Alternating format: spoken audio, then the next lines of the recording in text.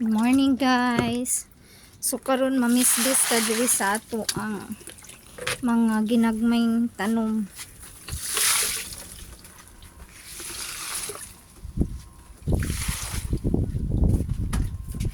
Sa rooftop.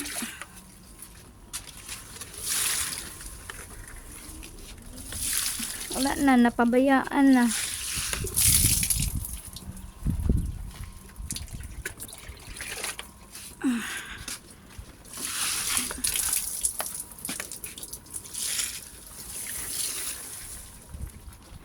Yung talong ko, kailangan ko yata siyang tanggalin na.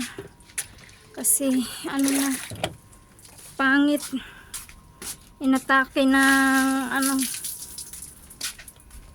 tawag doon, mga insekto.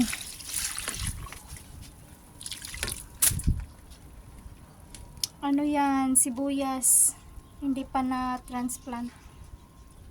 Na transfer. Yan yung sili ko, na yung mahiwagang sili. Hindi pa na harvest. Ayan, ang dami ding hinog ng mga atsal. Wala na, napabayaan na sila. Meron pa doon. Dali. Ayun, i-harvest natin yan ngayon kasi na, tawag nito, palamig na. Ito pa.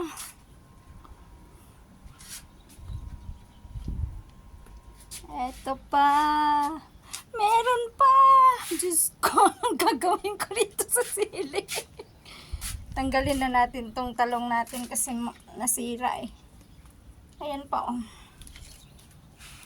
Ayan, sili din Ano siya, yellow. Ay, nako. So, today, hindi ako nagpa-raffle doon sa pabaon sa eskwela. Hindi pa ako, parang tinatamad pa ako. Baka next week na lang. Bawi na lang tayo next week. Yun, may sili pa nga pala dito. Yellow din. Ayan, yung talong natin. I-harvest na natin yung talong today kasi tawag nito, hindi siya maganda. Ayun, may sili pa din dito sa loob.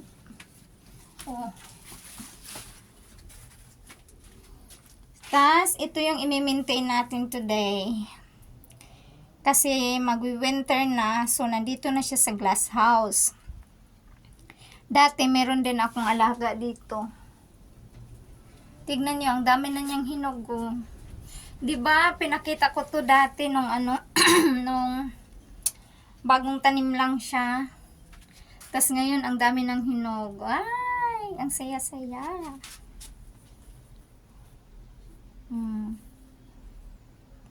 Tas yung ampalaya ko, buhay pa rin siya pero wala nang bunga.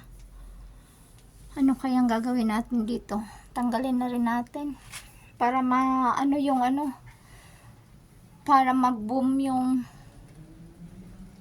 tomato. Tignan nyo, ang ganda ng kamatis ko.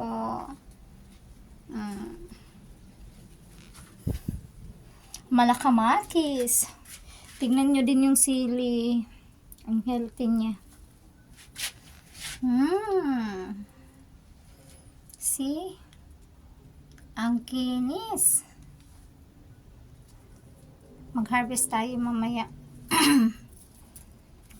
Natin, iulam. Tas, meron akong luya dito dapat. Pero tignan nyo, hindi siya nahiyang kasi ang luya dito pag inano mo siya, lagi siyang natutubigan, hindi siya magsasucess. Wala na. So, yun na lang. Sige, mag-harvest muna ako ha. Tas, yan na muna. Thank you for watching.